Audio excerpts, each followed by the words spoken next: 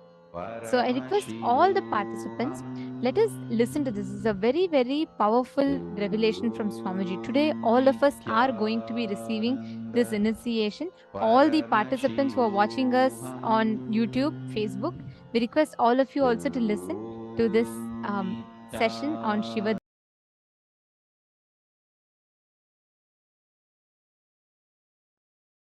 Shiva Diksha is all about shifting the way you function from powerless cognitions to powerful cognitions. That's all. Shiva Diksha is the way to shift you from functioning from powerless cognition space to powerful cognition space. Listen carefully. Understand life. Listen carefully and understand life.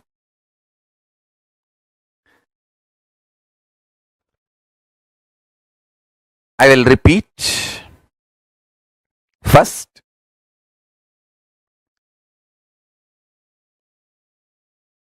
your inner space is like a software which decides how your life will be.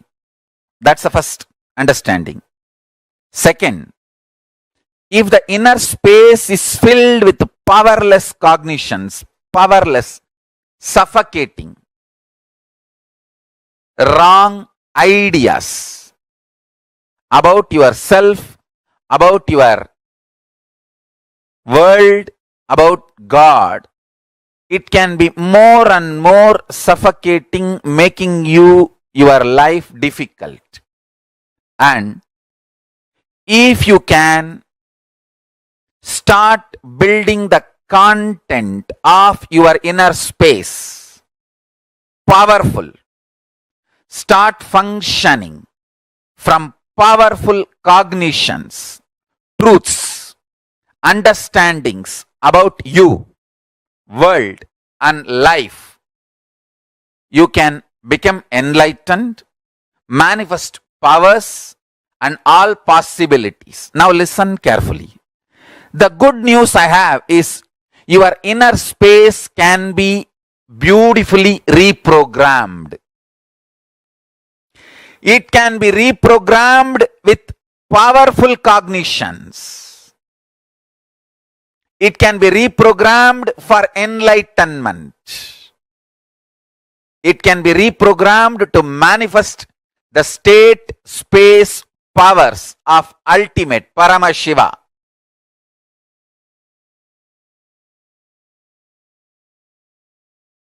I am describing the whole sacred secret as it is. Maybe at some time catch up with the science I am revealing.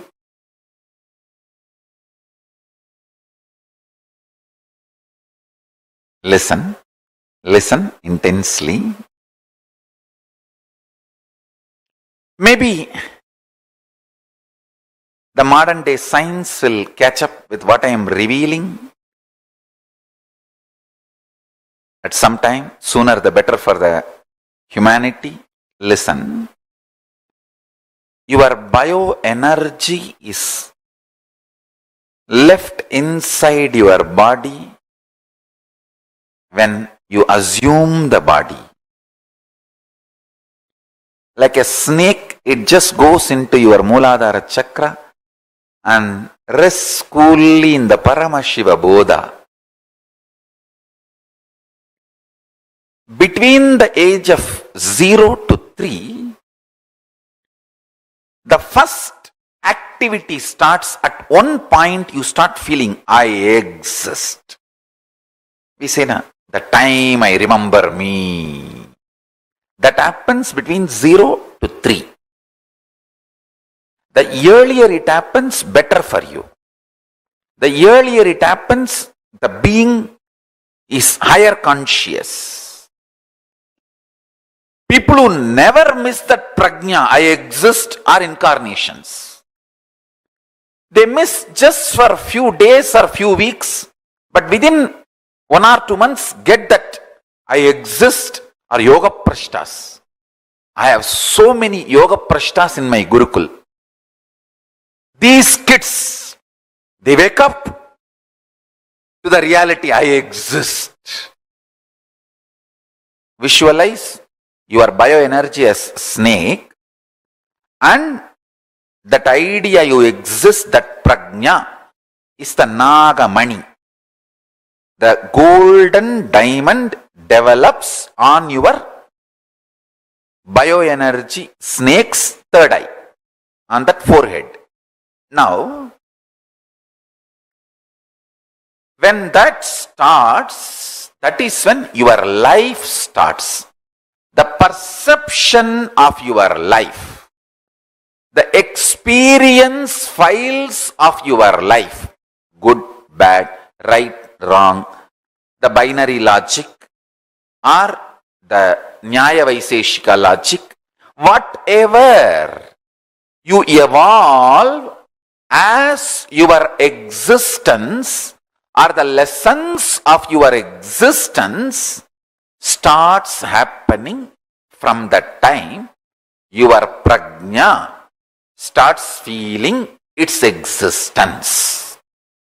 Prajna means you start feeling I exist, me, I am conscious. Now, that I exist starts developing upadhis. I am male, I am female, I am good, or whatever. I am good in something, I am. So this upadhis, the identities, ideas, patterns, starts getting evolved in and around you. Listen.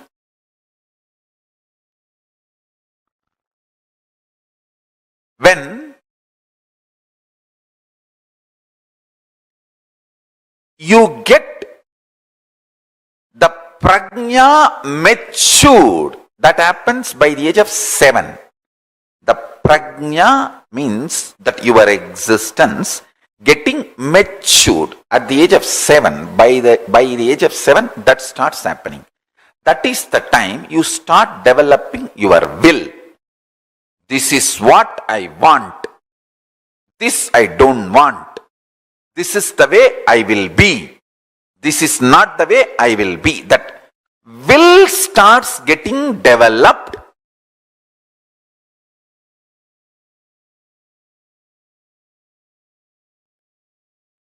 So many times people ask me, Swamiji, why all over the world the elite, intelligentsia, the intellectual community is turning towards Hinduism? Because Hinduism is built on intelligence. It is built on intelligence. Our first initiation into Hinduism for any child is not based on some beliefs. The Hindu baptizing methodology is not based on any beliefs. It just teaches you how to awaken your consciousness, intelligence. The first baptizing, Hindu baptizing initiation statement is Bhur Bhuva Suvaha Tat Saviturvarenyam Barho Devasya Dhimahi Diyoyona Prachodayat. I meditate on the highest intelligence which awakens my intelligence. I cognize the highest tejas which awakens my intelligence.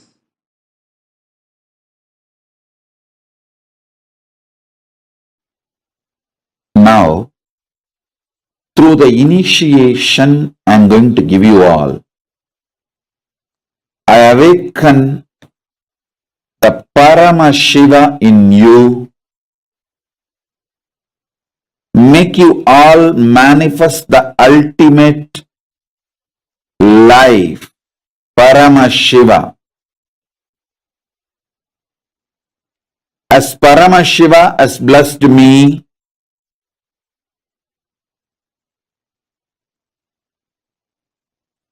he himself has manifested in me, I will make him manifest in you all now, because he has authorized me to manifest him in all of you. Listen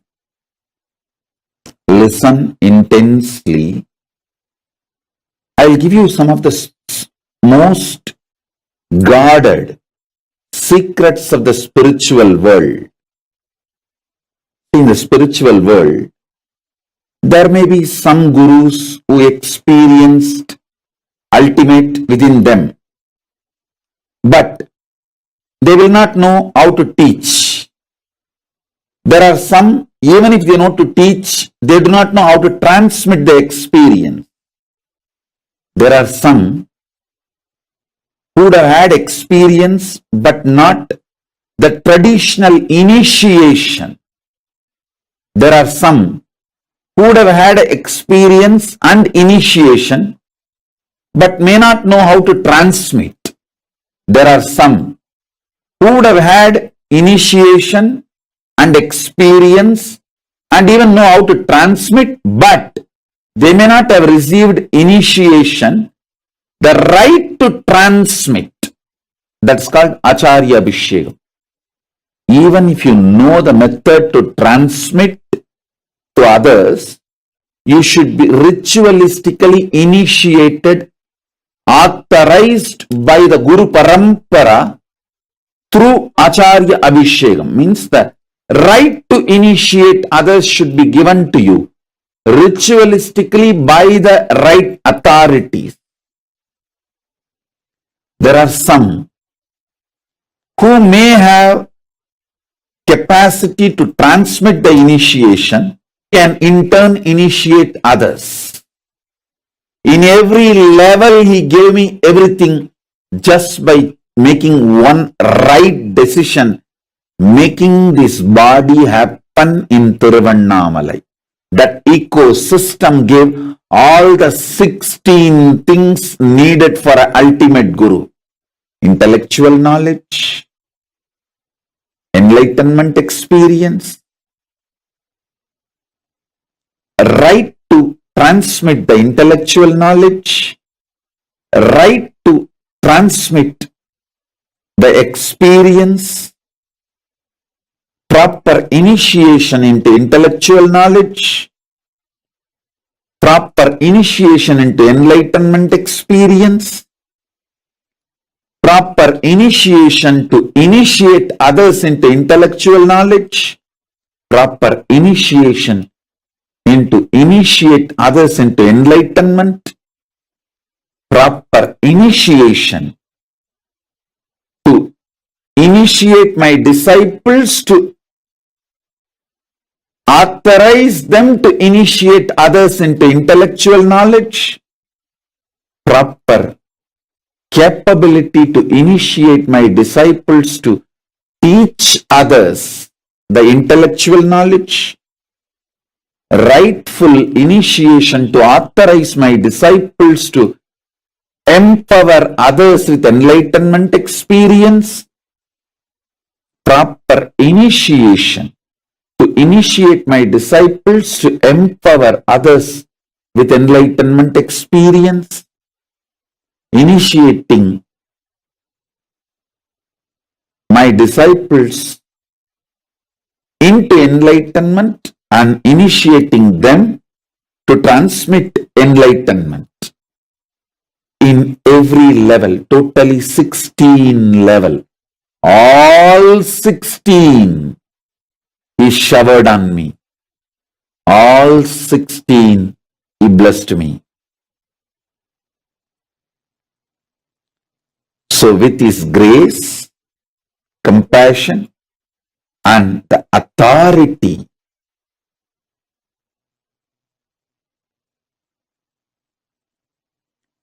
with his grace, with Paramashiva's grace and Paramashiva's compassion and the authority Paramashiva showered on me directly and through the unbroken Guru Parampara, chain of Guru Parampara, I initiate all of you into Paramashiva Jnana, Paramashivadvaita, intellectually, experientially, ritualistically, and giving the Shakti Pada, Shakti Nipada initiation. So understand this initiation.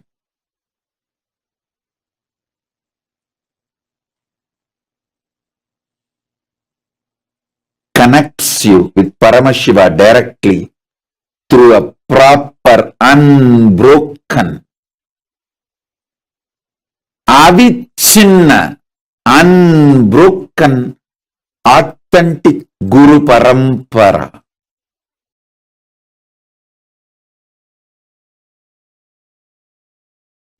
See, I'm going to give you 5 initiation now. Imbibe that completely and type it as a message in your chat so that I know you got it completely. First, listen. All the 14 worlds are interconnected and in you. First, all 14 worlds are interconnected and in you. You are not just in Bhuloka now. You are in all 14 worlds right now. First, it's an initiation. Listen. Someone who has not heard this truth is poor, spiritually poor.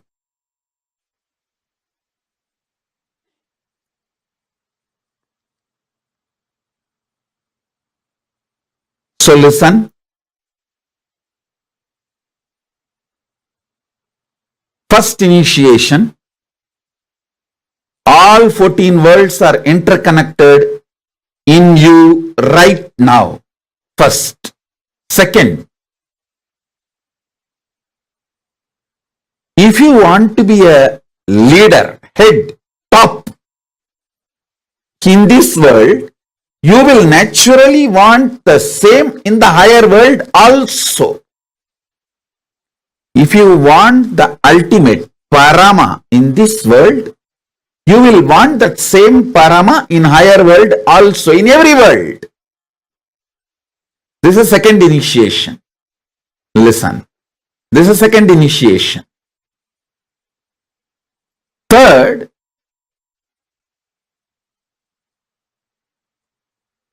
in this world, only one can be ultimate. But in the higher worlds, anyone who wants to be ultimate can be ultimate. That is why there is no jealousy or competition.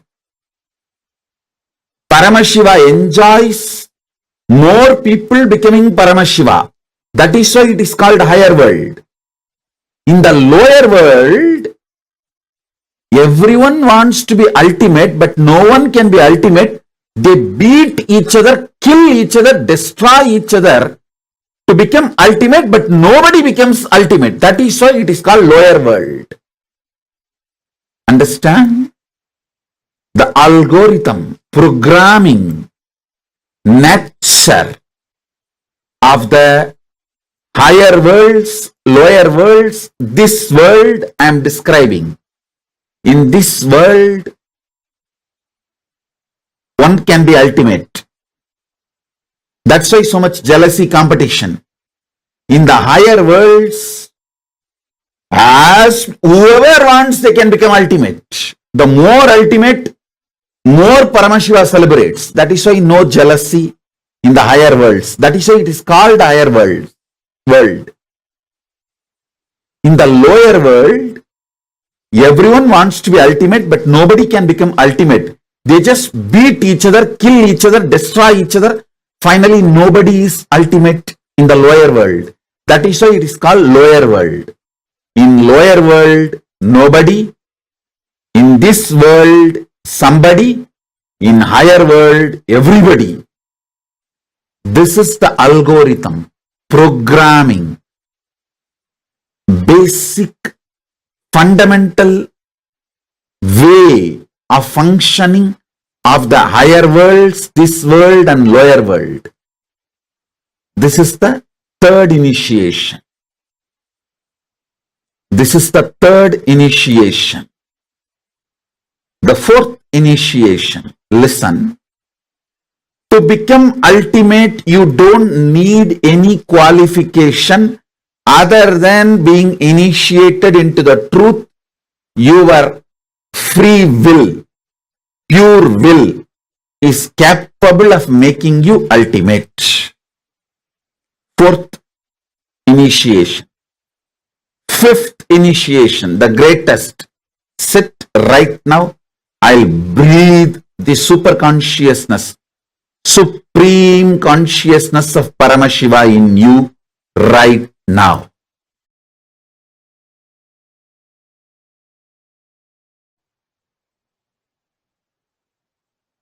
Listen. Normally, when you get a password, mantra, you need to repeat it, master it through your practice. But if you receive the same mantra from an incarnation, he has already mastered it. I have already mastered the mantra. This key will directly start working for you. You do not need to do anything specific, special. For example, normally, if you receive a mantra with a 5 syllable, you have to do akshara laksha, means 5 lakh times you need to chant that mantra to achieve the mastery over the mantra. It's called akshara laksha. Each syllable 1 lakh time, 100,000 time.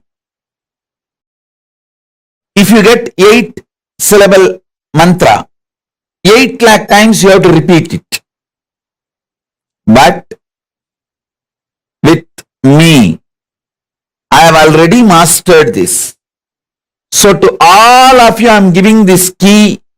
You can directly start applying it, using it. Listen.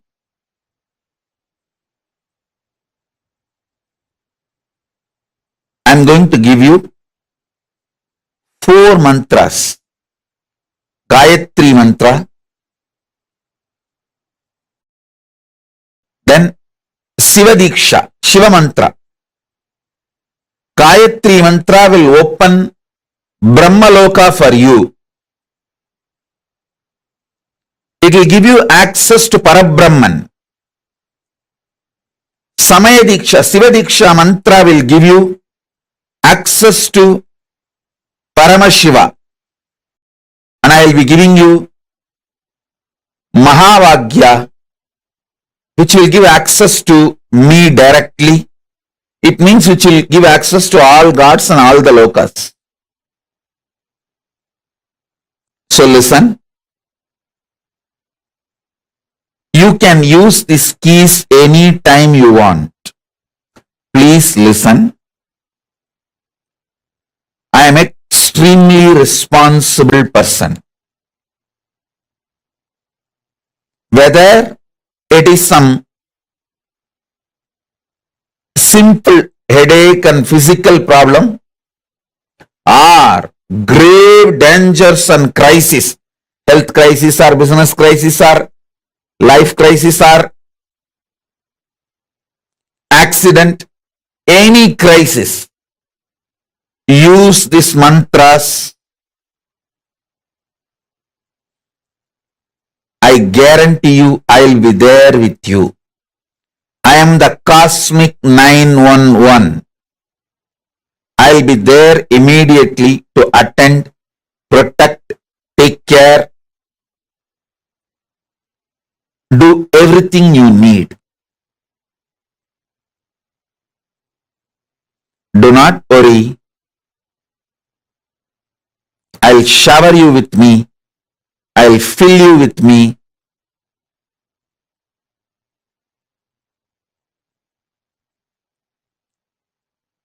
I will manifest me through you.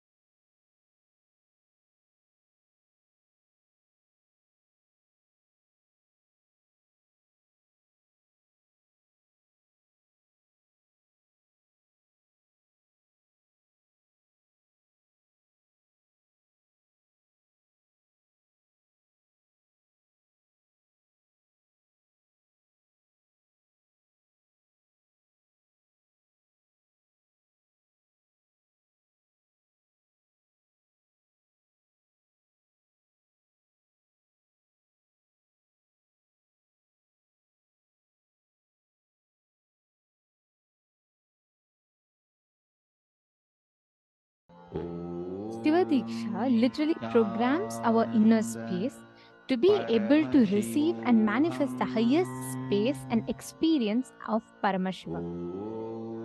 Shiva Diksha is where we reprogram our inner space for us to be able to manifest that highest power or that highest state experience as Paramashiva. See, right now it is like this.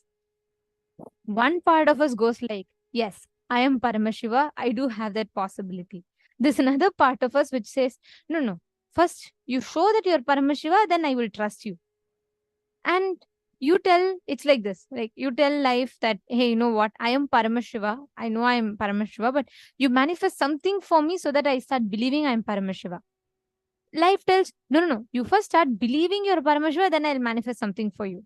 This too, like a tug of war, goes on between you and your mind.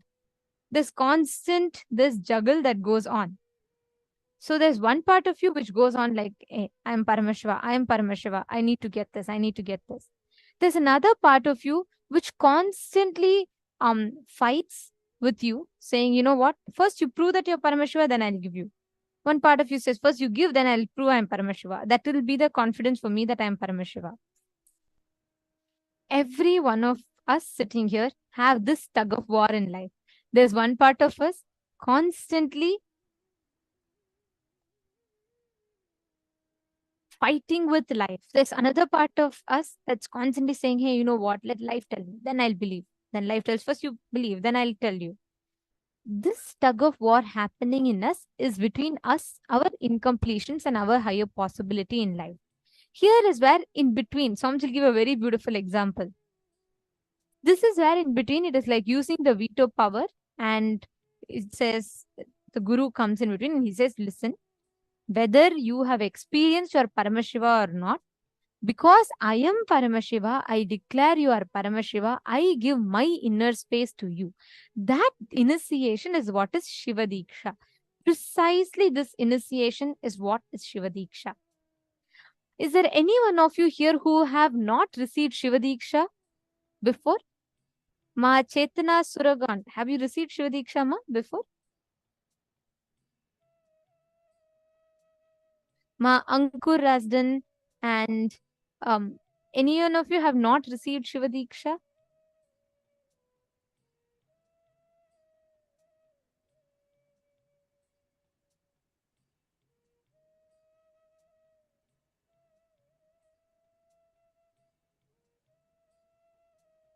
Okay, Ma Bhuma Cannon. Ma Bhuma, from which place are you, Ma? Sorry, I might have missed your message. Probably would have replied earlier.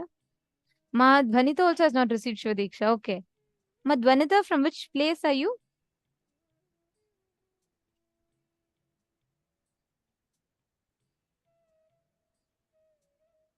Ohio. Very nice. Ma Bhuma, wonderful. Okay. This initiation, where you are giving that veto power to Swamiji, where Swamiji says, hey, what you don't need to wait for life to first start giving you things for you to experience your Paramashiva. And Swamiji tells life, you don't need to wait for him to first experience his Paramashiva for you to give things. I am intervening and I'm giving my experience here. Let me give my own inner space to you. And Swamiji replaces our inner space with his inner space. And he says, now come on, use this and go and manifest from life. And using that, it is like that initial investment. Have like many times when the son wants to invest, right? The father will say, okay, all right, you don't need to go struggle around with others. I trust you. I put my trust on you. So I'll give you some money. Come on, use this to invest and start your business. Put this as a capital and start your business, and rest will happen. That is exactly what Swamiji does with us through the Shiva Deeksha. He gives us that initiation. Ma Chetana also has not received before. Okay. Ma Sarika Chuni also has not received. Ankur Rasdan has not received. Oh, okay. No problem. Okay. Many of you. Looks like there are quite a bit of you. Okay. Can I request all the participants to please come on camera? Nithyanandam, dear participants of Paramashivoham. Okay. Now, for all of you who are going to be receiving Shiva Deeksha now for the first time, let us understand what this initiation is. Now, Swamiji explained to us about the what this initiation represents. This initiation is actually elaborately described in our Puranas, in our Hindu scriptures, as to what are the do's and don'ts and what you should do, what you need to know about Shiva Deeksha, how you should be receiving Shiva Deeksha, who can give you Shiva Deeksha, and how does Shiva Deeksha operate into us, like how exactly does that apply to our lives, what are the benefits of it, and how is it described, why should you take it, how should you take it. Everything is described in our scriptures. There's a particular scripture called Soma Shambhu Paddhati, which is what all of us follow. This Soma Shambhu Paddhati describes elaborately as to what Shiva Deeksha is. Shiva Deeksha has 7 levels. The last level being Acharya Abhishekam, the Nirvana Deeksha and Acharya Abhishekam. The first level is Samaya Deeksha. So Shiva Deeksha itself has 7 levels. And first is Samaya Deeksha, second is Visesha Deeksha. Today we are going to be receiving that first level Deeksha in Shiva Deeksha called the Samaya Deeksha. So I'll now be taking all of us through a very quick understanding on how we can take this Deeksha, what it means.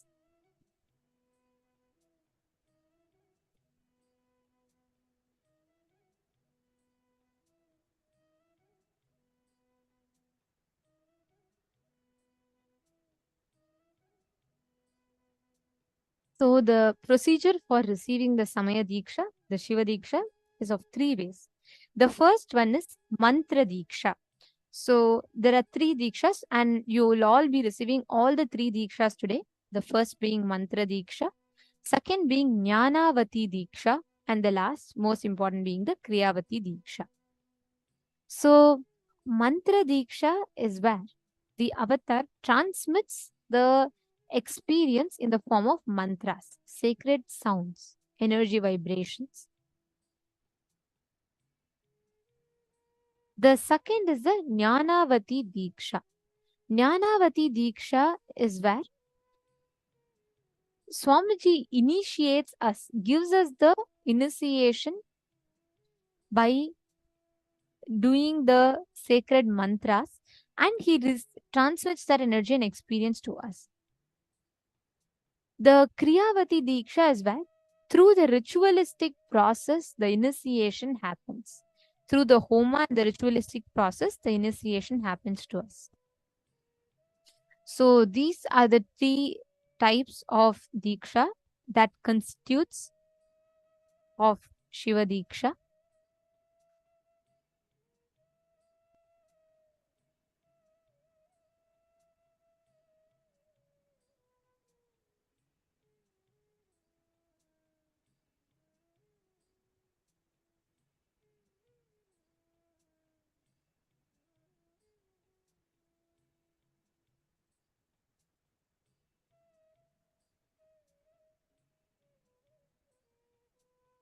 And this is a very important session, so I request all of you to please provide your complete listening. And first thing, this 3 Deekshas, the first part being Mantra Deeksha, where Swamiji will be chanting mantras. All of you will be receiving something called the Shiva Moola Mantra. This mantra actually only an enlightened master, Guru, can give to the disciple. And the disciple should not be sharing it with others. Only a Guru who has that experience of enlightenment in him, he can transmit this experience to others. So today you all will be receiving the Mantra Deeksha. The second part, the initiation, happens in like 2 different parts. One is where Kriyavati, means through the rituals, Homa happens and the priest do the proper Homa, Mandala is drawn, and you go and drop the flower in the Mandala, you receive the name. That whole process is called as the Kriyavati Deeksha. There's another part to it called the Jnanavati Deeksha. This Jnanavati Deeksha is where only an enlightened master or an incarnation transmits his inner space into us through the Deeksha. That is the Jnanavati Deeksha. So the procedure for receiving this Deeksha,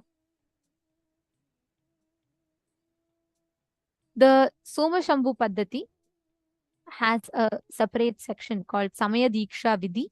And as we all know, Swamiji ensures every single thing that we receive is always 100%, if not more, in alignment to the Shastras, what exactly our scriptures tell. So here, the Somashambhu Paddhati 12th and 13th shlokas tells very clearly how exactly the ritual should happen. The verse goes as द्विविधेयं द्विरूपाग्नि प्रत्येकमुपजायते एका क्रियावती तत्र कुण्डमण्डलपूर्विका मनोव्यापारमात्रेण या सा ज्ञानावती मता इत्थं लब्धाधिकारेण दीक्षाचार्येण साध्यते. So here it is very clearly describing about Jnanavati Deeksha, Kriyavati Deeksha and the Mantra Deeksha. So the Pramana describes Deeksha, which is classified as Sadhikara and Niradhikara, is of 2 types, which is Kriyavati and Jnanavati Deeksha. Kriyavati Deeksha is done with Homakunda, Mandala for the ritual. Jnanavati Deeksha is that wherein the process that needs to be done is done through the Guru's inner space, the enlightened master, the Guru's inner space, through his power of enlightenment, Jnana. This way, Deeksha is done by the Guru who has got the power and authority to initiate. Swamiji, just at his young age of 7, was initiated into this, and Swamiji received the initiation into Shiva Deeksha when Swamiji was very, very young, just about 11 years old, from the Swamiji's Guru, the 230th Guru Mahasannidhanam of Tondai Mandala Adinam in Kanchipuram, Srila Sri Jnana Prakasha Deshika Paramacharya Swamigal.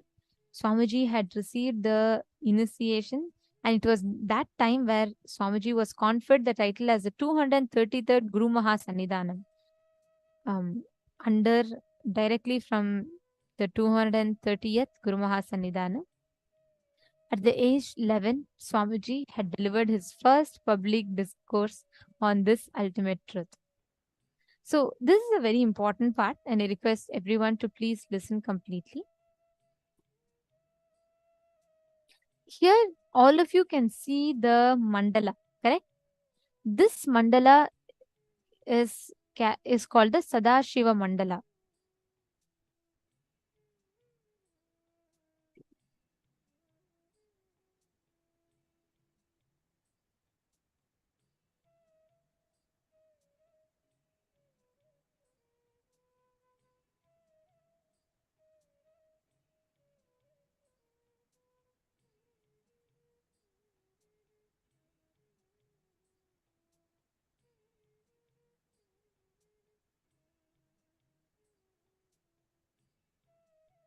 all the Shiva Diksha participants who are attending for the first time, each of you will be doing the Sadashiva Mandala. But here you all need not worry because we understand each of you are from different places and you may not have all the items to procure available to you. So taking that into account, you need not prepare the mandala this time, and as always, as the previous times as well, we will be showing the mandala for you all to offer. But it's important that you understand, so you don't need to worry about preparing this mandala. We will be projecting the mandala from live from Adi Kailasa. So you don't need to worry about preparing the mandala, but it is important that you understand the significance of it, the purpose of the mandala and the significance of Sadashiva Mandala. During Shiva Diksha, one of the most important part is you will be dropping a flower on this mandala, and whichever place your flower falls at, that represents your energy. And as per that energy, you will be receiving the Shiva Diksha spiritual name. So you all can take a closer look at this. Here, if you see, this has the yellow color lingam that you're seeing. So it consists of 4 Shiva lingas and a circle in the center. So the first yellow color Shiva linga is rice mixed with turmeric. The black color Shiva linga is rice mixed with carbon deposit, the soot. And the third white color Shiva linga is just raw rice, white color. And fourth, the red color Shiva linga is Shiva linga mixed with kumkum. The kumkum is put on the rice. And the center circle has a layer of all the 3 colors. And this mandala is drawn on the white color cloth.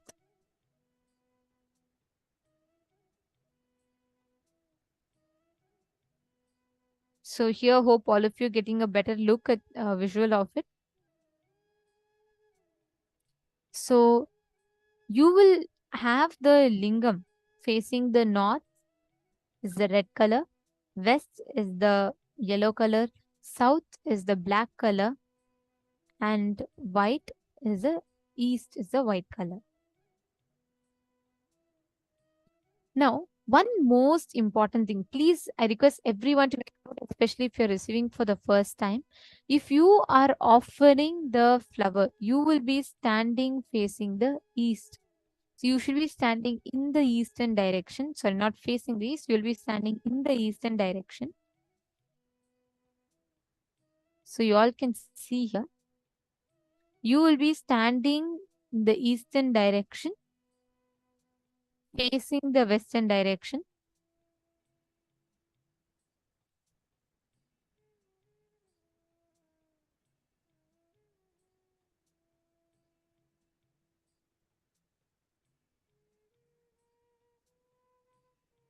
I request every one of you to please make a note of it. It's very important that you understand.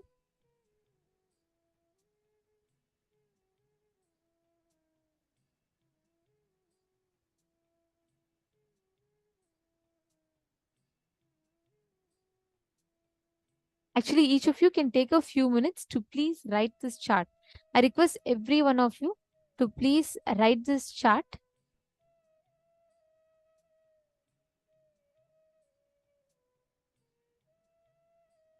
I request all the participants to please take a few minutes. It's very important. We take a few minutes and write this chart, then we'll be explaining to you further. This is a spiritual name.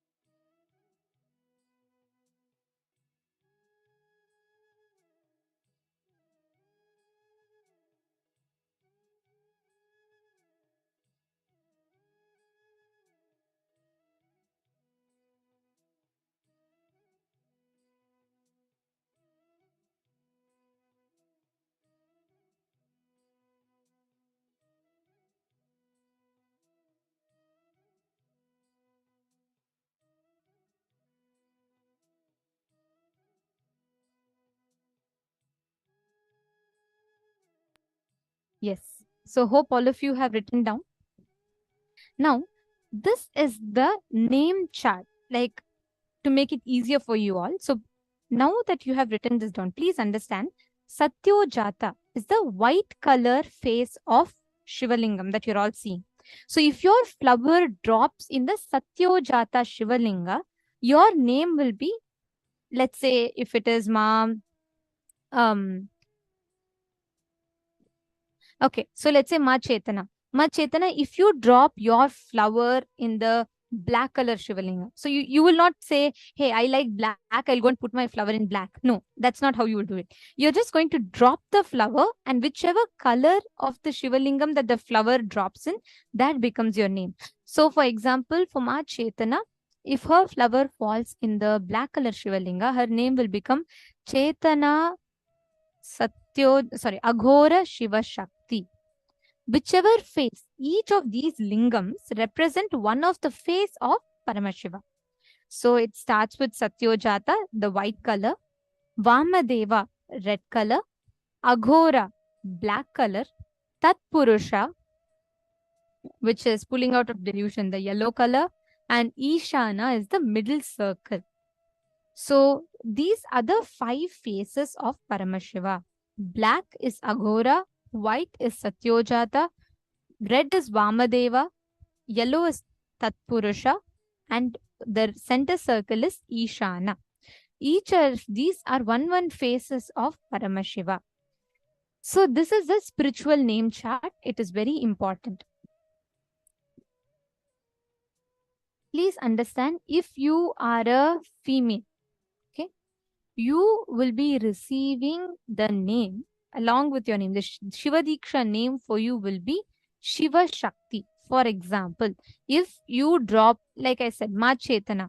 Chetana Ma is a female. So if she drops a flower and then it falls, how you're exactly going to be doing is the mandala will be there. We will be projecting the mandala for all of you.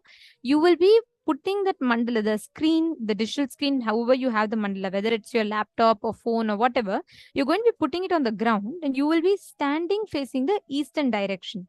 And you will be dropping the flower. You will not be putting flower. You will just be dropping the flower. So whichever color the flower falls on, that becomes your energy. That becomes your spiritual name. So if Ma Chetana is just dropping a flower and it falls on the red color Shiva Lingam, then she will be Chetana Vamadeva Shiva Shakti. Let's say Robert is dropping the flower. If Robert Aya is dropping the flower, then it falls on the same red color. He will be calling himself as Robert Vamadeva Shivam. So if you're a male, you will be having a suffix called Shivam. If you're a female, you'll be having a suffix called Shiva Shakti. Yes, Ma Stephanie, I will show the spiritual names chat also. Yes, don't worry. I'll show the spiritual names chat as well. So far, are all of you with me? There are so many of you who are receiving it for the first time today. So I just want to make sure you're all not missing it out. So you're all going to be receiving your spiritual names. This is the Deeksha spiritual name. Of course, the proper spiritual name that you all will be getting is like through the darshan, Swamiji will be giving with Nitya and Ananda in it. This is the Deeksha name. You all can take a few minutes to write down this chart as well. So if you are a female and a male, respectively, please put for each of the colors.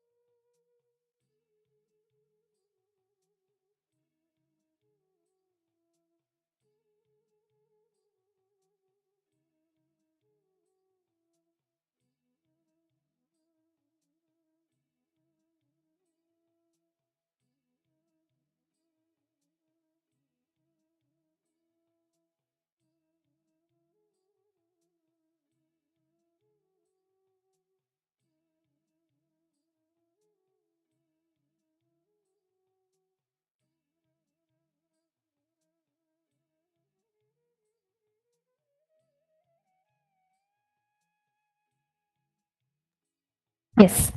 Now, hope all of you have finished writing this down. This is very important for all of us. And according to this, you will be receiving your spiritual names. Now, in the next part, each of these spiritual name represents one of the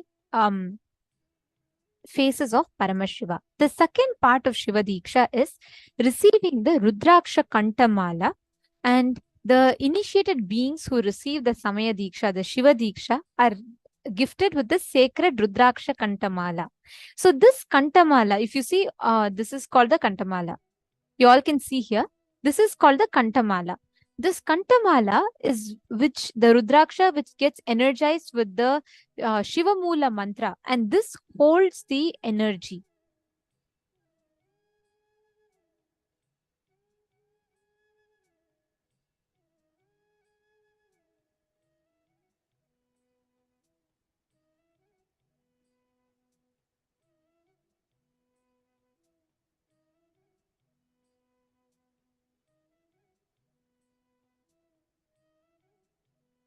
This Shiva Mula mantra is held by the Kantamala that we wear. So Kantamala should constantly be on your throat. It should actually be touching your throat continuously, as this energizes you with the Shiva Mula mantra. It's a very beautiful process that Swamiji explains. Whenever you chant the mantra, the Rudraksha gets energized. Whenever you forget to chant the mantra, the Rudraksha keeps you chanting the mantra in your inner space. So both will charge each other constantly, interchangeably, both charge each other. So that's how the Kantamala works. So you all can see, as in the picture, you all will be given the Kantamala as well. And the next is the Yagnopavita. The Yagnopavita is for the male to wear, and the male bodies will be receiving the Yagnopavita, which you will be wearing from the left shoulder below the right armpit. So it will be coming from the left shoulder through the right. This Yagnopavita represents the awakening of DNA strands in us. Most important for all of us to understand here is that whenever you receive the Gayatri Deeksha, whenever you receive the Gayatri mantra, the Yagnopavita represents the awakening of your DNA. All females will be receiving Yagnopavita in the next Deeksha, in the Vishesha Deeksha. In the Shiva Deeksha, the male bodies receive the Yagnopavita. Now, there are some most important do's and don'ts of the Shiva Deeksha. The first one, what you should not do. You should not abuse Sadashiva, Paramashiva, who is the source of the cosmos. You should not abuse the words of Paramashiva, which are the Vedas and Agamas. You should not abuse the Guru who gives you the Shiva Deeksha. You should not abuse the other sadhakas, the people who practice the science of Shiva Deeksha, who practice and who worship Paramashiva daily. You should not abuse them. You should neither abuse the Guru who gives you the Deeksha, nor you should abuse the people who practice the lifestyle of Shiva Deeksha. And you should never eat the food that is kept for or offered to Chandikeshwara. And you should never offer the flowers or food kept aside for Chandikeshwara. You should not cross the shadow of Shivalinga. And you should be making sure that you are wearing the Kantamala at all times. This is the Kantamala that you all see here. This is the Kantamala. And we request every one of you, once you receive the Shiva Deeksha and you will be receiving the Kantamala, you should be wearing the Kantamala at all times. It protects you. The Kantamala literally acts as your protection, as the Kavacham. And it constantly protects you. And how many of you want to take this Shiva Deeksha today? We are actually going to be projecting the form for all of you. All of you can sign up and everyone can take this powerful Shiva Deeksha initiation today. The best news about this is that you will see, just by one initiation, the very software with which you operate will start getting upgraded. You'll have a new software upgrade, like your apps getting upgraded. That's what exactly you are going to be experiencing during the Shiva Deeksha.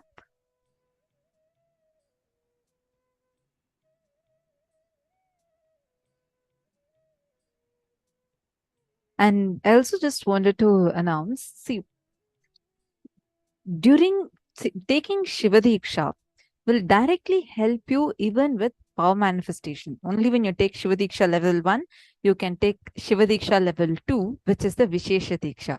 Vishesha Diksha is the initiation for power manifestation. You get initiated to start manifesting powers. You get initiated to start having the eligibility to worship Paramashiva. So that is the next level Deeksha, and we'll be having it in a few days' time. But only if you take Shiva Deeksha today, you will be receiving the Vishesha Deeksha, the next level Deeksha, when we are having it in a few more days.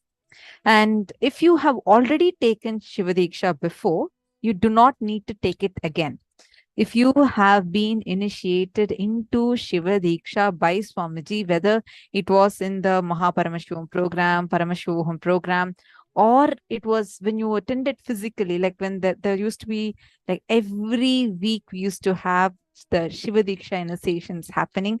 Thousands have attended the Shiva Diksha program and gotten initiated into Shiva Diksha. Even if you have done one day Kalpataru and gotten the initiation and you received your Kantamala, then you do not need to apply for it again. You can just say you have already taken the Diksha. When we are going to project the form, you can go fill up the form and you can say that you have already been initiated. So you can also sit and receive the initiation again, but you are not getting re-initiated into it. It is just Swamiji is going to be blessing all of us again. So you don't need to actually go and offer the flower or do the mandala thing again. If you have done it once, that's enough. See, the difference between the spiritual name and the Deeksha name, what we are going to be receiving today is called as the Deeksha name. So the Deeksha name will be, like, for example, as we had explained earlier, when you are offering a flower on one of these faces of Paramashiva, see, the most important thing is you have to make sure that you are having your laptop or your tab, everything flat so that the flower should fall on it. It should not just hit and come or anything like that. If you're logged in through a desktop, we recommend you to be logged in through your desktop. Just for that mandala process alone, you can log in through your phone, offer the flower on the mandala, and you can log out. Because, or you, if you are not having this option, then you yourself can draw the mandala wherever you are, and you will be able to offer the Shiva Diksha.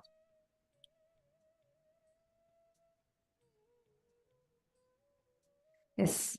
So now let us understand about this little more, and then we are going to be showing you all the form that you can sign up for this.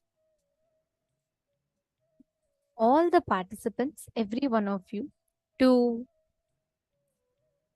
take all the please internalize each of this so that you can understand the importance of the Diksha that you will be receiving, and you can receive it to the fullest benefit.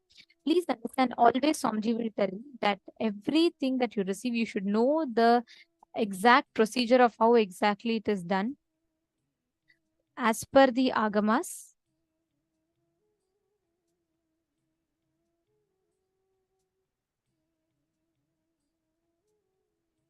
So it is very important that each of you receive the Diksha exactly as it is described. And you also should understand the significance of why what is done. Why is something done, how it is done, and what is done.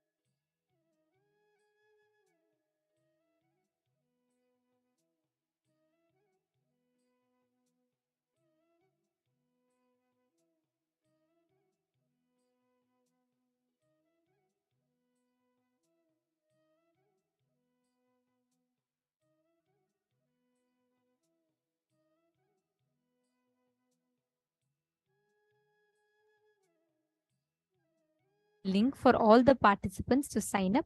Every one of you that want to receive the Shiva Deeksha can head to tinyurl.com/Shiva Deeksha and please sign up for receiving the Shiva Deeksha initiation in that. If you are receiving for the first time and if you are receiving a re-initiation both, you can sign up. Please sign up in tinyurl.com/Shiva Deeksha.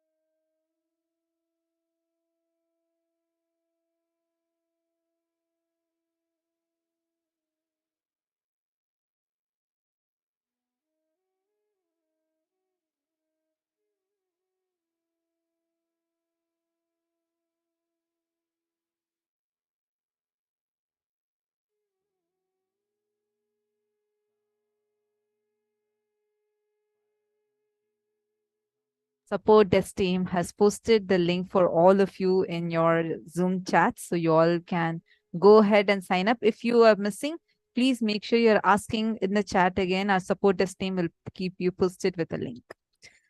Now, since morning, we all have been understanding about one very powerful science.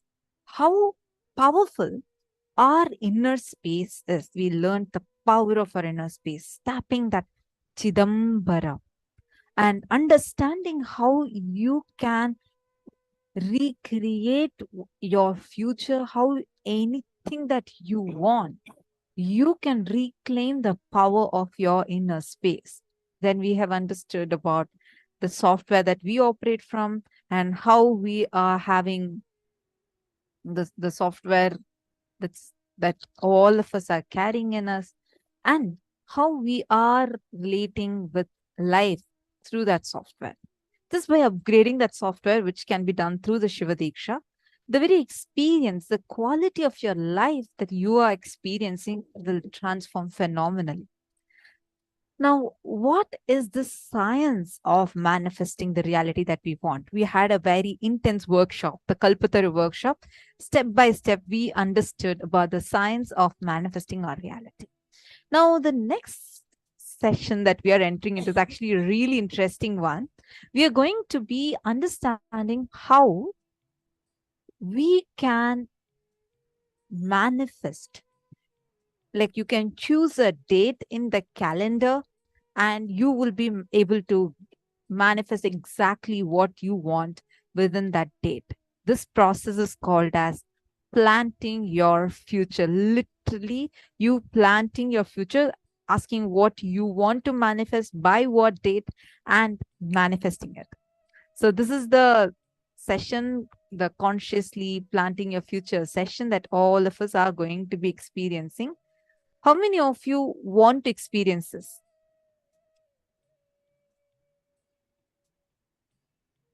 How many of you here want to manifest? You all are excited for saying that, look, I really want these things and I'm going to get it. I want to learn the science. How many of you are here like that?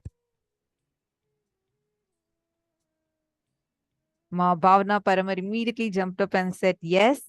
Ma Lucy, Ma Chetana, nice. See so many more, yes, flying. Ma Rema Umesh, Hedi Shlak, One Christine, Ma Pooja Kumar, Ma Susan, Ma Christine Jones. Nithyanandam, nice to see so many of you here. Ma Vamadevananda, Ma Prema Tavasi, great. Ma Nitya Naresha. Wonderful. I see still more and more of you are responding. Manitha, you're saying, I want to learn. Yes, exactly. That's what we are going to be doing in this session. Swamiji is actually going to be taking us all through a very, very, very powerful session right now. A very short one, but extremely powerful. And Swamiji is going to teach us this very science to us. Yashodan Kulkarniya, and I see someone named JW on the YouTube. I urge all the viewers on Facebook and YouTube immediately start joining the Zoom, because the powerful initiation that we are going to be entering into today, actually Swamiji is going to give not one, not two, but multiple initiations where you're going to, one, get Shiva Deeksha, where you will have that software upgrade and have that powerful energy of Paramashiva landing in you. And second, we are going to be blessed and initiated into the power manifestation. Your third eye is going to be awakened today. You're going to get a Kalpataru blessing. So whatever boons you want, you will get blessing from Swamiji. Not just that, Swamiji is going to read every one of your messages and directly respond to you. And this is available exclusively only on the Zoom, only on the two-way video conferencing. So you need to immediately sign up, jump in. Do not miss out on that. And we are also going to be receiving the initiation into Sampragnata Samadhi, where you are going to experience a deep feeling connection with Maha Ganapati, with your Ishta Devata, and get the power of feeding Ganesha. So a lot of things are there today. So make sure you are not missing out on this. Go ahead, immediately join the Zoom rooms, and you can ask us any questions that you want in the Zooms as well as on the social media platforms. But darshan is exclusively available only for the participants that are sitting with us on the two-way video conferencing. Okay, so now without further ado, let's enter into the session.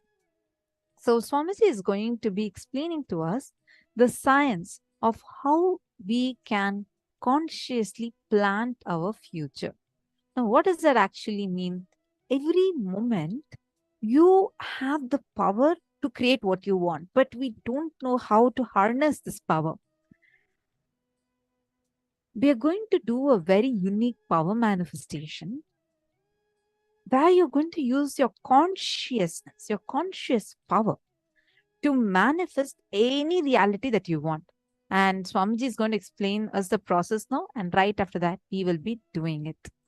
So let's listen to the revelation from Swamiji. Lucy is asking, there's a question. Shiva Deeksha is level 1 or level 2 for today's registration? It's level 1. Today's Shiva Deeksha, level 1. Samaya Deeksha, so it's level 1. Are all of us clear? Nithyananda Joyce, where are you from? Nice to see you here. Ankur Razdan, Nithyanandam. Okay, let's enter into the session now.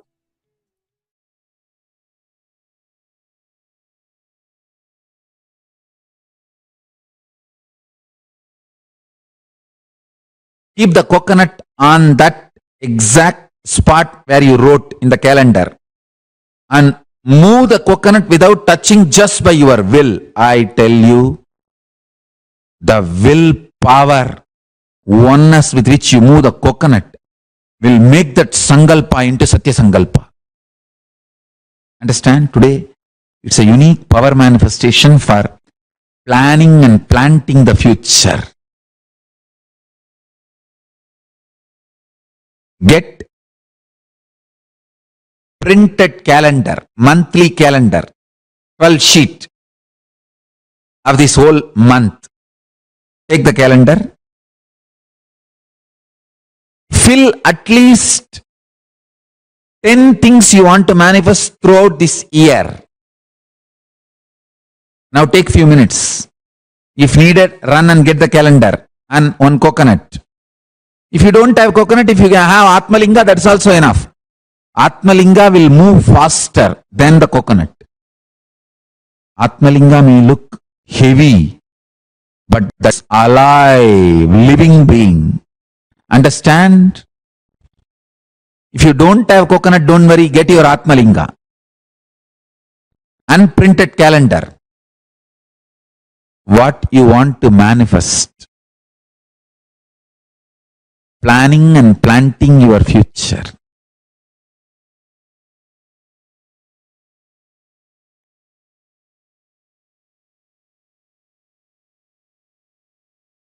Planning and planting your future.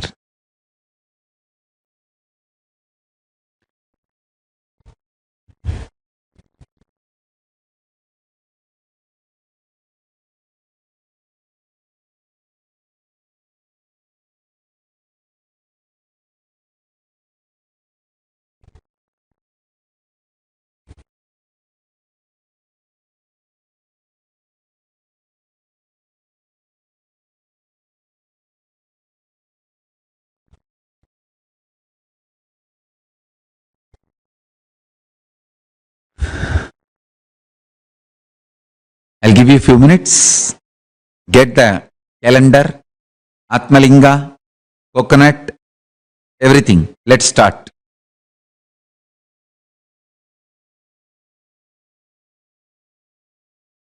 If you want, you can even have diary.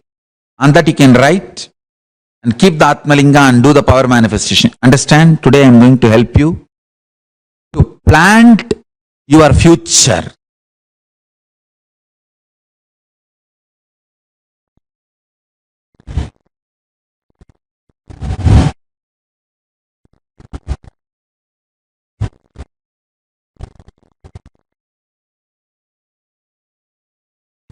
Listen. Please listen. First, come to the space of oneness.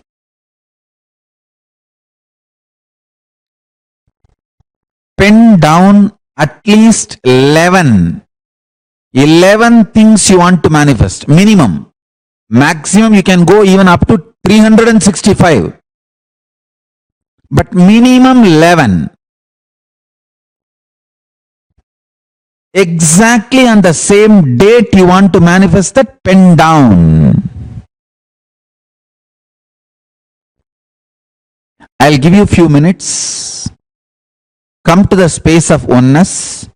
Decide you are planting your future and pen down this. Listen carefully. Don't have a SDHD. Don't have self-doubt, self-hatred, self-denial. Whether I'll be able to manifest this or not, will it happen or not? Forget about all that. Pen down.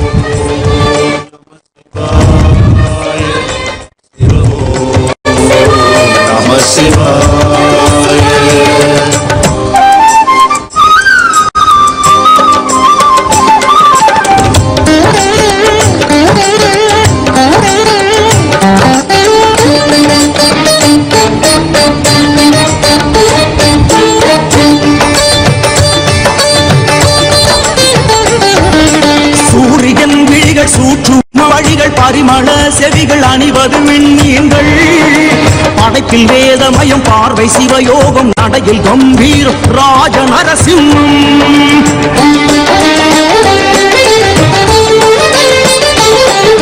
சூரியன் விழிகள் சூற்றுமம் வழிகள் பரிமள செவிகள் அணிவது விண்மீன்கள் படைப்பில் வேதமயம் பார்வை சிவயோகம் நடையில் கம்பீரம் ராஜ நரசிம்மம் ஆள் காட்டி விரலோடு பெருவிரலை சேர்த்த விதம் ஆள் காட்டியமையாளும் ஸ்ரீருத்ர சதாசிவம் மனதில் எப்பொழுதும் குரு ஈசா உன்னாட்சி மறவாது கைதொடுவோம் தருவாயே அருளாசி சதாசிவ பிரம்மம். Then I'll guide you.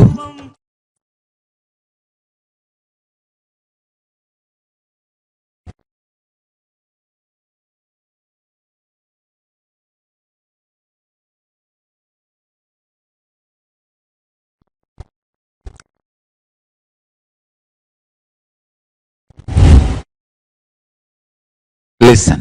Now, I'll initiate the participants who are waiting for today.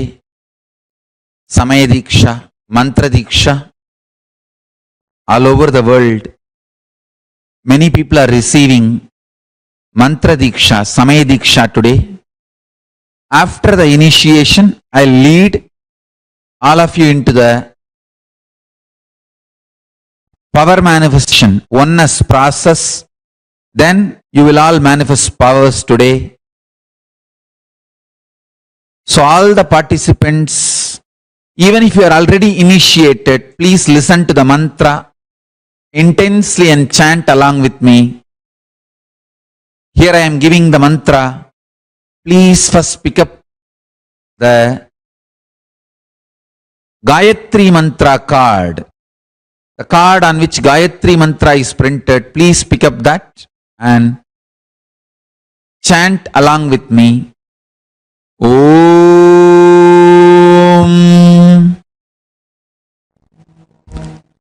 Bhur Bhuvaha Suvaha Tat Savitur Varenyam Bhargo Devasya Dhimahi Diyo Yona Prachodayat. Om Bhur Bhuvaha Suvaha Tat Savitur Varenyam Bhargo Devasya Dhimahi Diyo Yona Prachodayat. Listen once more. Om Bhur Bhuvaswaha Tat Savitur Varenyam Bhargo Devasya Dhimahi Diyo Yona Prachodayat. Next is Samaya Deeksha, Siva Deeksha mantra. Listen to this intensely. This is the password to connect with Paramashiva, Sri Kailasa. So listen to this mantra. Om Ham Haum Shivaya Namaha. Om Ham Haum Shivaya Namaha. Om Ham Haum Shivaya Namaha.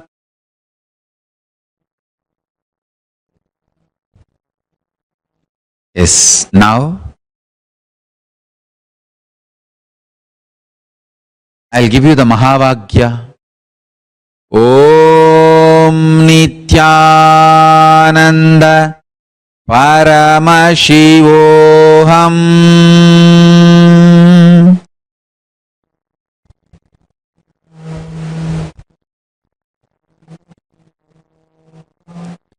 Om Nithyananda Paramashivoham.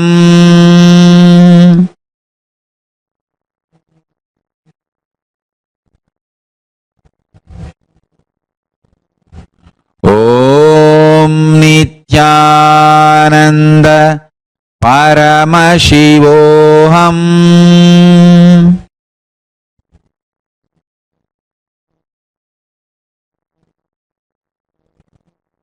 Now, listen carefully. Gayatri mantra, which I gave you first. Chant that 11 times every morning. Second, the Siva Deeksha mantra, Samaya Deeksha mantra. Chant that 108 times after the puja in the morning. Mahavagya, Om Nithyananda Paramashivoham. Chant whenever you want to manifest powers. Now, let's start the process of oneness. Keep the Atma Linga in your hand and sit straight. You don't need to close your eyes. You can be watching the screen.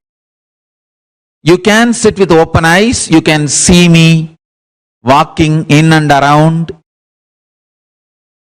Everywhere you are all sitting. and initiating each one of you,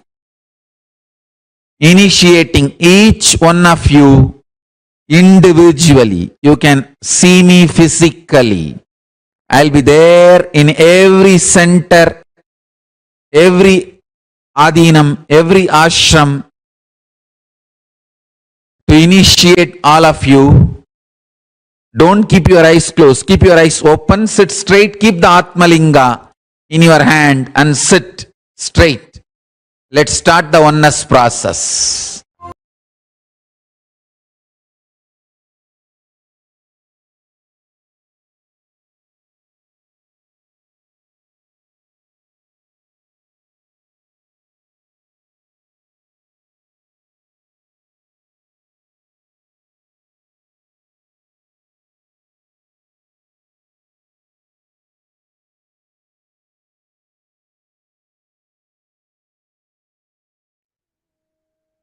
Yes, sorry for the technical glitch.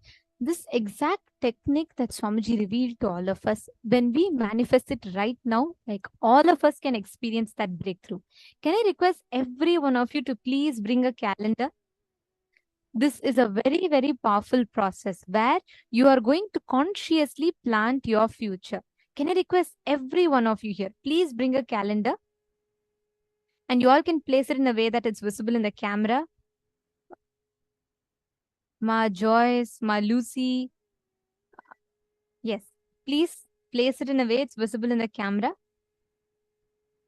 Ma Veronique, Ma Jin Wong, Ma April McKay,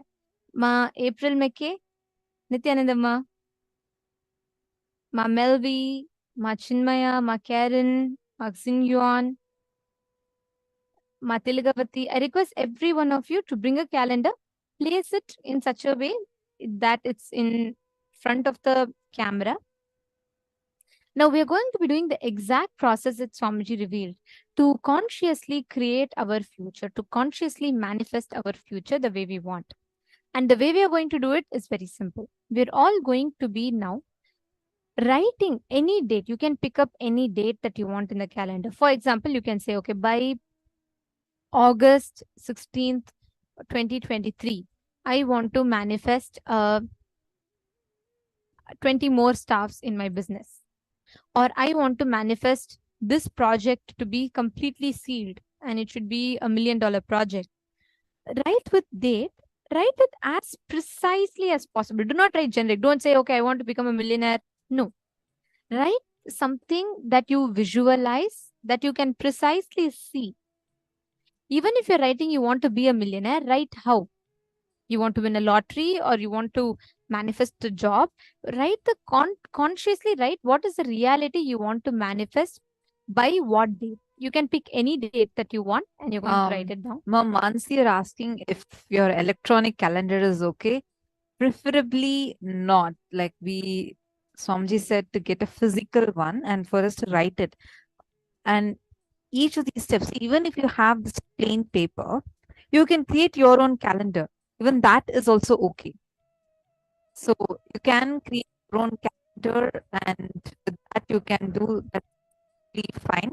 But like it should be a physical one, and on that you should be like writing the exact thing you want to manifest by that certain date and what exactly you want to manifest. You can be in detail, and on that you should be keeping Atmalinga or the coconut and moving it.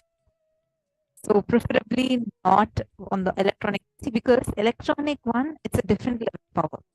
To manifest it electronically, like on the silicon device, the power itself is completely different for it. So we recommend you to use the physical one, even if you have a sheet of paper, have that, and on that you can write down the dates. One, you're all going to be having a calendar in front of you. Step number 2, you are going to be picking any date that you want, and you're going to be deciding what you want to manifest by that date. And you're going to be writing down. Most important part in step number 2 is that you have to be as detailed as possible when you write down. Do not just write down like randomly. Write it down in very detailed way. Like for example, even if you're saying you want to manifest wealth, what is the way that you're visualizing through which you want to manifest wealth, or you want to manifest you want to have a manifest a relationship. Write everything down as detailed as possible. That is step number 2. Step number 3, you're all going to be writing consciously. So you're going to be consciously visualizing you manifesting that reality. And step number 4, any obstacles that there is, consciously keep dropping it in your inner space. Right? So for example, the moment you place your coconut in front of you in the calendar, you're writing, you have put down the obstacles clearly, whatever you have, whatever you're stuck with. And now you need to consciously visualize and create your reality. So as you are writing down whatever obstacles are coming, pen them down, put them down clearly. After that, you will see automatically as you drop each of that and complete with those obstacles, the coconut will start rolling. And Swamiji, like Swamiji said, the Atmalinga will be even more easier. Have the Atmalinga kept in front of you, and you can consciously decide, declare, and just move the Atmalinga. You will see automatically that the Atmalinga will start moving on the calendar. The moment your Atmalinga starts moving, that means you have started manifesting. So I request everyone to please do it. Please put the calendar. Ma Chingho was talking about her cat. Ma Chingho, actually, you can get your cat also to sit in the initiation. You're saying your cat is also sitting and typing messages on your laptop. You can get your cat for the initiation. And I think your cat is also too excited and wants to have the initiation. Swamiji actually says, Ma, in Kailasa, we, like Swamiji says, everyone is Paramashiva, right? Because every single being is Paramashiva, embodiment of pure consciousness. So every single being is worshipped. Every single being has the equal right. That's why in Kailasa, Swamiji initiates, whether it's a small plant or an animal, everyone, Swamiji initiates everyone. And of course, like Swamiji says, it's not there in Kailasa, there is no discrimination, not just between human beings, but between any living beings. So you can get your cat also for the initiation.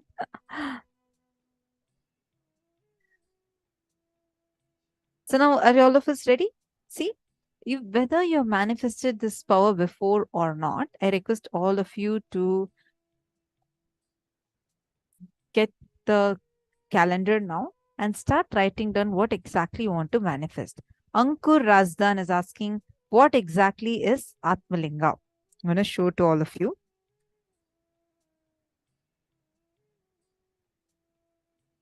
So you all can see this is the Atmalinga. The Atmalinga is, I hope you are able to see in the camera.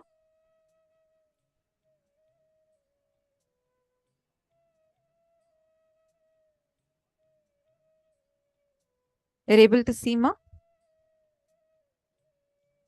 I'll just show to all of you. So this is the Atmalinga. Now, you all can see that this Atmalinga that all of you are seeing, here is a Shri Chakra, right? Like you're able to see the Shri Chakra drawn. And this is called as a Shri Yantreshwara Linga. And this is energized and blessed by Swamiji and given. And this contains Paramashiva in the form of Linga and Paramashiva Shakti, Devi Para Shakti in the form of Shri Chakra, and Guru Swamiji in this Bindu. So the top one is, this is the Atmalinga, and Swamiji energizes and blesses each one of us with this Atmalinga. Like Swamiji says, Angushta Matra Purushaha, the thumb-sized soul. This is what all of us carry in us. That is that consciousness. We call it as Atma, Rama, Atman, anything. So that is that thumb-sized soul. This is a representation of the thumb-sized soul and the representation of the entire cosmos. And so powerful, because like the moment you want something, like you can just talk to your Atmalinga, and we'll have a very special initiation with the Atmalinga during the Vishesha Diksha. And Atmalinga is literally like you having a pocket version of Paramashiva with yourself. It is where one form where Guru, Linga, and Guru, Devi, Paramashiva Shakti, and Paramashiva, all of them are in one form. So you worshipping Atmalinga once is equivalent to worshipping Devi Parashakti and Paramashiva as Linga and Guru as the Bindu in that. So Atmalinga is a very, very powerful tool, ma. Right now, you all can manifest. If you don't have Atmalinga, don't worry. You can just keep a coconut and manifest. And if you don't have a coconut, yes, you can use a fruit. Thing is, the fruit takes like many times people feel like the fruit takes a lot more time to manifest with it. That's all. Otherwise, you can manifest with any object. And coconut is easier, and Atmalinga is the easiest. So you can just keep your Atmalinga or the coconut on the calendar and you could move it. And if you have not received the initiation before, don't worry. Today, while the darshan is happening, Swamiji will be initiating us and awakening our third eye.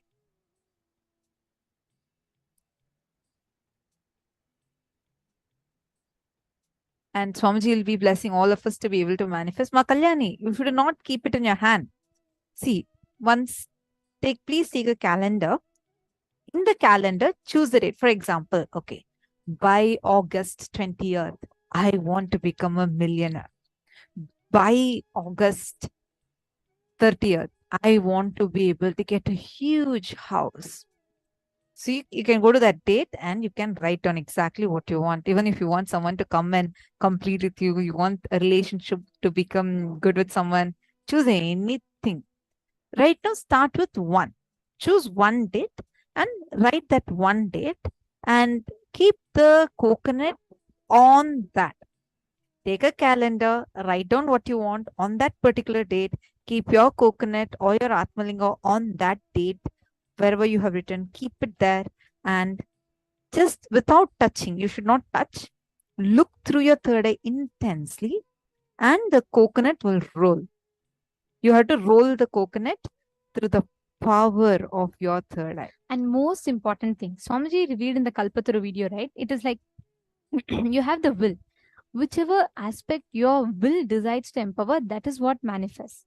So each of you have that will with you. Same way, now with your conscious will, whatever you empower, that becomes reality. So consciously visualize. Understand, now when you're visualizing, it is like remember the canvas, correct? So you're writing it on the canvas, whichever you are visualizing. So consciously visualize and declare that as reality.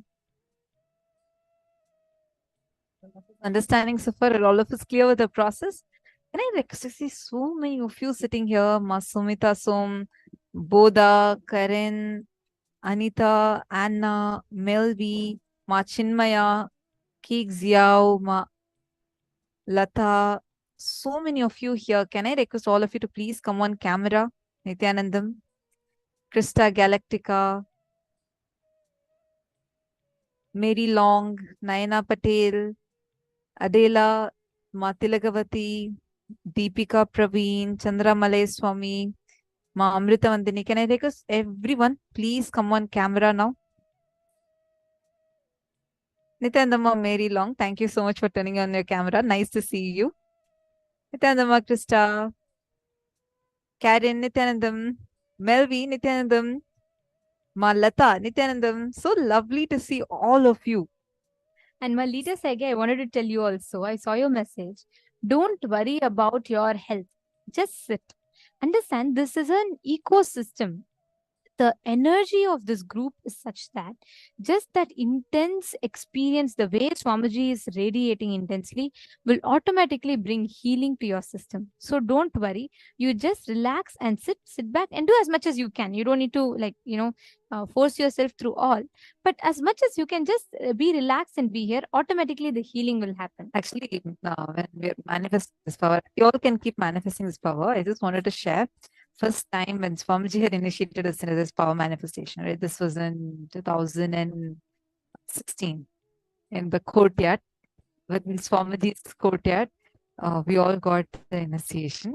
And it was like a very special initiation. Swamiji had initiated all the kids. And like the kids were manifesting it in a crazy way. Like there was one kid who will just look at the coconut and smile. And as she moves her face, the coconut used to like move along with her. And literally, like as if we all have played with these magnetic toys, right? Like you have two magnetic toys, and then as you move one closer, the other one keeps moving in whichever direction you want. Literally like that. And first, as soon as Swamiji initiated and the Balasans are all manifesting, I had a strong fear. I didn't attempt actually. I thought, like, what if I attempt and I don't manifest? What to do? So many kids are manifesting. This is one kid. I think she also was manifesting. She just went to the tree and like the coconut tree and made the coconut fall from the tree, and like just manifesting it in crazy way, just through third eye, like no touching the coconut. And there was another person for each one. They had another part. The other partner was holding the coconut in their palms. This is the very first time the power came. Like Swamiji had initiated us into the power for the very first time. And everybody were manifesting in a crazy way. And I was like, oh my God, will I be able to do it like this? And the thing of, okay, I want to get the result, I have to also manifest, gave me a strong fear saying that what if I am not able to? So I hesitated, and then I tried once. For a few seconds, I tried and then decided, okay, see, it's not moving for me. I'm just giving up. I didn't attempt at all. And 1 week passed and all the kids were manifesting. Then Swamiji started initiating more kids that were not in Gurukul, but like who were coming for the program. Swamiji started initiating them. Swamiji initiated a lot of program participants. Everybody were manifesting. I had such a strong self-doubt in me. I thought like, this may not come for me. And we were having a program, the Nithyanandam program that was happening. It's a 10-day program where like all the kids from all across the globe come and gather, and we conduct a free 10-day workshop for them. The kids also receive the initiation, and there's like children starting from the age of 7 all the way up to 18. All types of ages were there. And we are now to demonstrate and show the power to all the kids who have come for the program.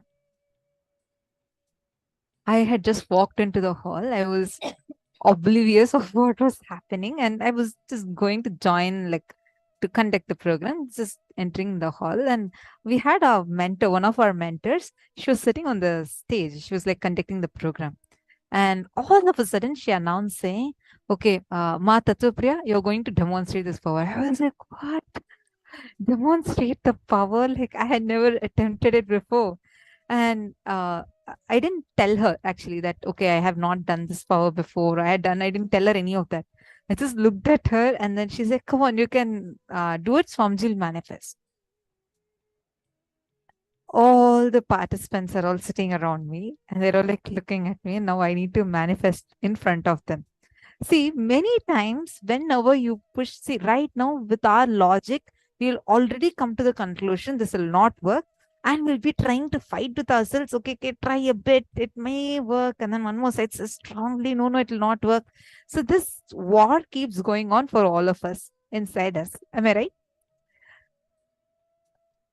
But when it comes to like a survival need, you will be like, the survival need will push you to, you have to surrender to Swamiji and you will manifest.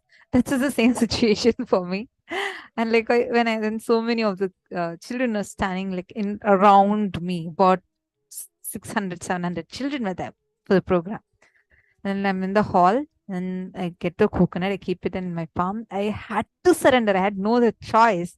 It was like that pushed me to go beyond my logic for that few minutes. And I just kept the coconut in, like the other person, one other kid who was in the program, that participant, one of them was holding the coconut. The moment I just chanted the Mahavakya once, it was like an instant connection happened. After that, like the coconut not just moved, it's just started like standing, rotating, doing all gymnastics.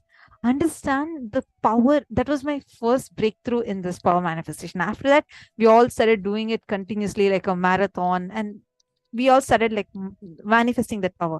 But that was my first ever breakthrough. See, understand, we are currently holding on to our self-doubt, thinking, God, what if this doesn't happen? Or already thinking, I didn't do any penance, yoga, nothing. How will this manifest suddenly for me? Look, I have done this in my life. All that karma is sitting on my head. How am I going to be manifesting? We all have like this hundreds of statements running in our head, which will stop us from even attempting to manifest. Am I right? How many of you have experienced like this? Can you all raise your hands, wave your hands? I see so many of you waving now. Understand, just right now, if possible, go live on Facebook or at least sit and record. Record yourself doing this manifestation. If you have not yet been initiated by Swamiji, don't worry. Swamiji will be initiating us today. Very during the shortly, darshan. you'll be listening to it. Yeah, 8 o'clock Eastern Standard Time. And time is already 6:35. So we have very, very less time before we enter into the darshan. Swamiji will be initiating us. So just be here and get the initiation and try it, but record. Do this record. Put yourself, like you can call your friend and say, I'm going to be manifesting this power. Like put yourself in that mode, okay? Because that's when we will be forced to go beyond our logic. Like we'll push ourselves to saying, okay, just follow the process. You will be able to manifest. And it's very, very easy. And imagine and see, Swamiji is saying, you just need to sit. You're sitting in your room, your bedroom, fine. You can just sit wherever you want. You can be wherever you want. Sit, connect with Swamiji, and just move your one coconut on your calendar with your third eye. He will move the cosmos for you. And your $1 million will just like that manifest. Whatever you want. I'm giving $1 million as one example. You have a 20-year fight with your best friend who was your best friend 20 years before, and now you're not even able to talk to her, you're not able to even relate with her, but you want your friendship to be reunited back again. And you're writing that as a boon. I'm giving you an example. You don't even need to pick your phone, call her right now. All you need to do is just sit right now,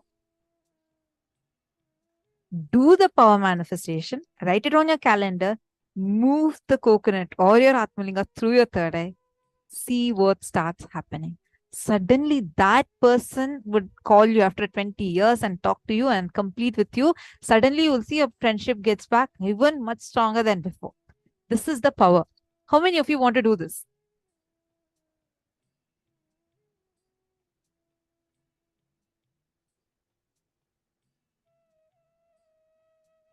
Great.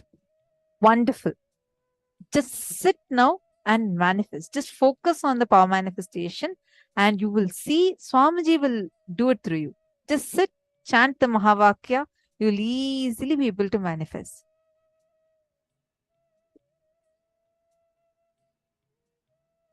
Actually, when you all just sit with the declaration, the power of your will, when your will integrates with the cosmic will, which is powerful with Swamiji's will, it will just immediately have an impact in the matter in front of you. Ma Chetana, when you sit with the declaration, it is, see, your will is like 100 watts. Imagine that connecting with Swamiji's will, which is like 10,000 volts, I should say. And when that connects, the matter in front of you is just nothing. See, when you start moving that matter, your consciousness in you, the inner space in you will know, hey, if I can move a coconut in front of me, why not the loan that I'm stuck with for so long? If I can move the loan that I'm stuck with for so long, why not the relationship that I want to have a breakthrough in? In every facet of your life, you will be able to start having that experience, that breakthrough. Shraddha Rupa. Actually, is Arunachala your kid also with you? If sleeping, don't worry, don't need to disturb. But whenever you're doing your power manifestation and all, just have your kid with you on your lap and just manifest. You'll see so beautifully. The kid will also start manifesting powers more and more. And it will also help you entangle. It will be like a very beautiful virtuous circle. Okay, great. So now, please sit and continue the manifestation. I request everyone. We're going to be playing Mahavakya. Ma Susan, I see you have placed a big coconut on the calendar. See, if you want, you can actually remove your specs whenever you're power manifesting. Your third eye does not need specs. So you can remove your specs. Through all three eyes, intensely look at the coconut. Now, you kept the coconut on the calendar, right? Let's say this is the calendar. You've written the thing you want to manifest. You're going to keep the coconut here. Through all your three eyes, look at that coconut intensely.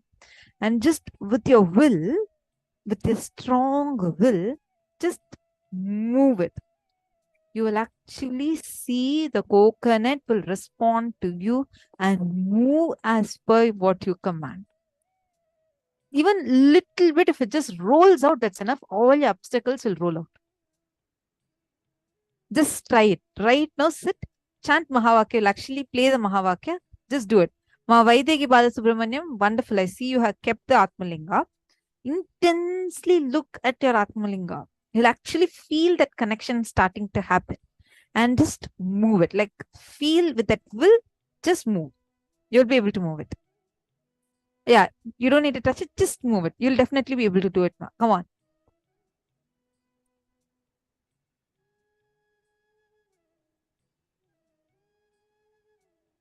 Nithyananda Manasi, nice to see you.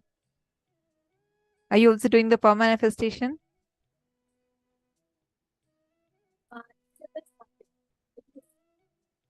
With your head, neck, and spine in a straight line always, because your will consciously gets directed towards the result that you want to manifest.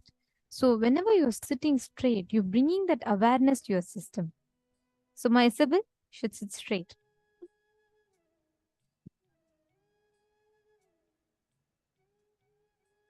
Create that will consciously.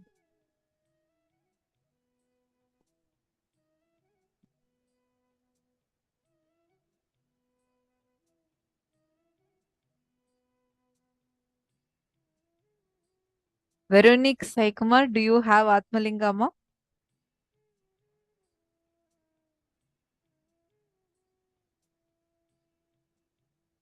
Wonderful. Ma Sophia, sit straight, chant the Mahavakya and visualize it. See, it's very important that you visualize. Visualize what you want to manifest continuously. You want to manifest the job, or you want to manifest the relationship. You want your friend to call you and you want to talk to her. Anything you want, just visualize as if that has already happened and do the process. Paramashivoham Om Nithyananda Paramashivoham Om Nithyananda Paramashivoham All the viewers that are watching us on YouTube and Facebook, if you all also need any help, feel free to post it in the comment section and we will be able to support you, help you to manifest it. All the viewers that are watching us right now on YouTube and Facebook. And most importantly, since darshan is starting in about just about an 1 hour or so, please do not miss. Join the Nayana Deeksha, meaning you can join the two-way. You all can go to paramashivoham.org and you will be able to join the program. Please join in the Nayana Deeksha so that you can receive the darshan. Just a gentle reminder, darshan will be exclusive only on two-way video conferencing. It will not be live on social media platforms. So to not miss the darshan, please make sure you're joining in the program, the darshan.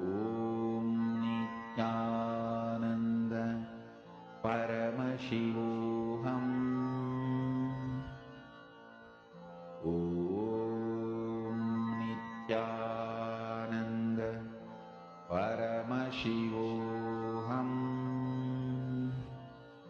Om Nithyananda Paramashivoham. Om Nithyananda Paramashivoham. Om Nithyananda Paramashivoham. Om Nithyananda Paramashivoham. Om Nithyananda Paramashivoham. Om Nithyananda Paramashivoham. Om Nithyananda Paramashivoham. Om Nithyananda Paramashivoham. Om Nithyananda Paramashivoham. Om Nithyananda Paramashivoham. Om Nithyananda Paramashivoham. Om Nithyananda Paramashivoham. Om Nithyananda Paramashivoham. Om Nithyananda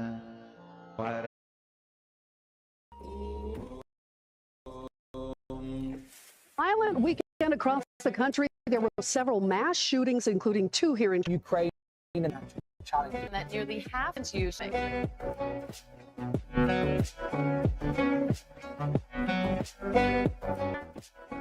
And visualize yourself as Sage Vashishta. Gaze to the nose. Visualize Swamiji in your inner space and perform the Mula Bandha as you do so. Nithyanandam, everybody. We welcome each and every one of the viewers who are sitting with us from all over the world for today's yet another powerful session.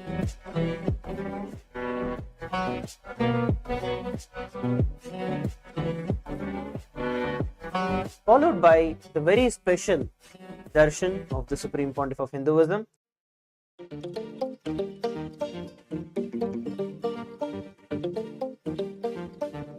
For these 4 months, I am making the whole Paramashivoham program completely free of cost. The program, which will cost $21,000, will be free for everyone till 24th October 2023.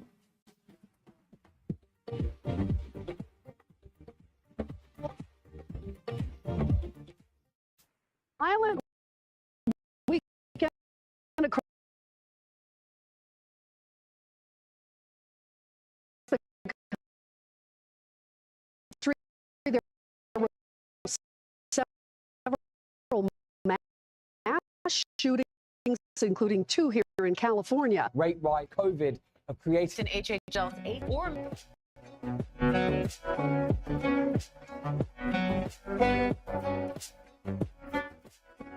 And visualize yourself as Sage Vashishta. Gaze to the nose. Visualize Swamiji in your inner space and perform the Mula Bandha as you do so. Nithyanandam, everybody. We welcome each and every one of the viewers who are sitting with us from all over the world for today's yet another powerful session.